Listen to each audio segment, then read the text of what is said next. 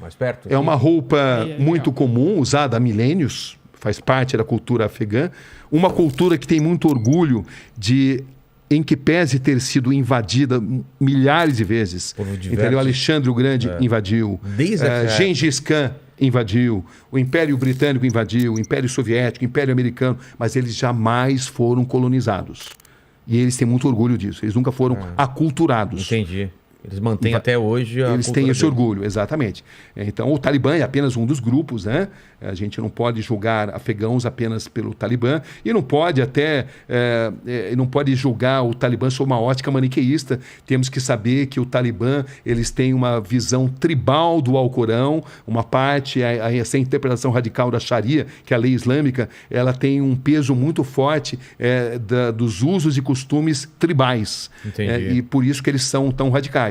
Mas se você comparar o ISIS-K, que é uma vertente do Estado Islâmico, né? E que nasceu ali naquela região e que hoje é o principal inimigo do Talibã, o ISIS-K é muito mais radical, porque o ISIS-K prega a formação de um grande Estado muçulmano, onde qualquer sociedade não muçulmana seja considerada inimiga. E deve ser eliminada. O Talibã já não. O Talibã já prega que um Estado islâmico dentro do território deles, entendeu? Então eles são, embora os dois sejam sunitas, tanto o ISIS-K quanto o Talibã sejam sunitas, eles têm visões bem diferentes, né, daquilo que deva ser feito.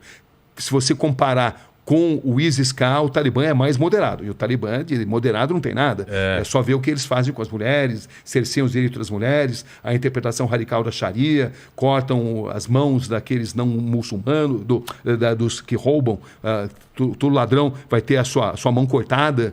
Entendeu? Quando o Talibã assume o poder, existe um fenômeno que acontece imediatamente, que é a queda de criminalidade comum.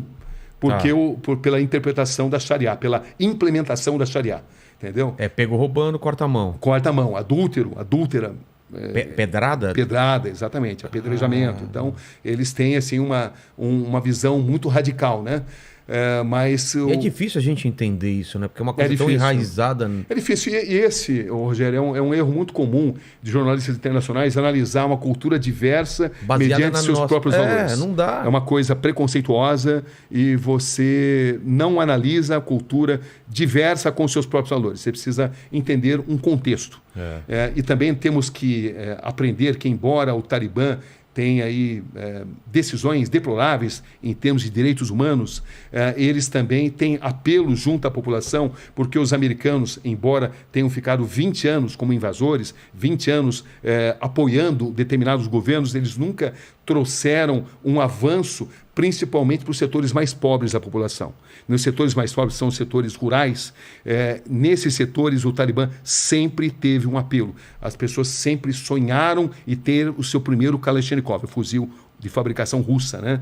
Então, por quê? Porque os americanos melhoraram muito para as populações mais abastadas. As populações mais intelectualizadas sempre tiveram grandes benefícios, mas os americanos apoiaram muito os governos corruptos, principalmente na construção civil.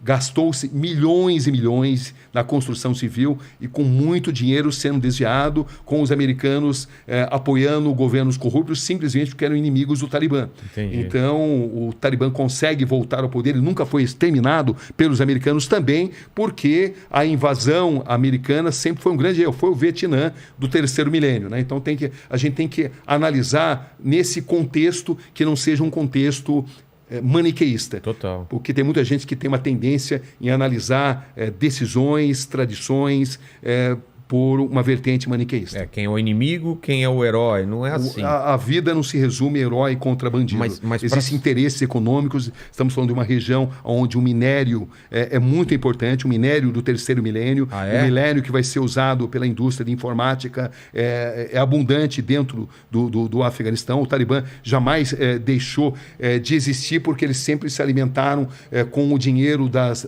plantações de papoula, né, que é a matéria-prima do ópio e da heroína. embora o islamismo condene o uso de drogas, né, suas contradições, mas eles sempre precisaram se capitalizar através do dinheiro das drogas. Enfim, são essas questões que precisam ser analisadas com a devida profundidade, sempre sabendo-se que não se trata de uma história de mocinho contra bandido. Exatamente. Todo mundo tem interesse ali. As principais potências, os russos, os chineses, os paquistaneses, os americanos, todos têm interesses. E a maioria desses interesses não são exatamente nobres.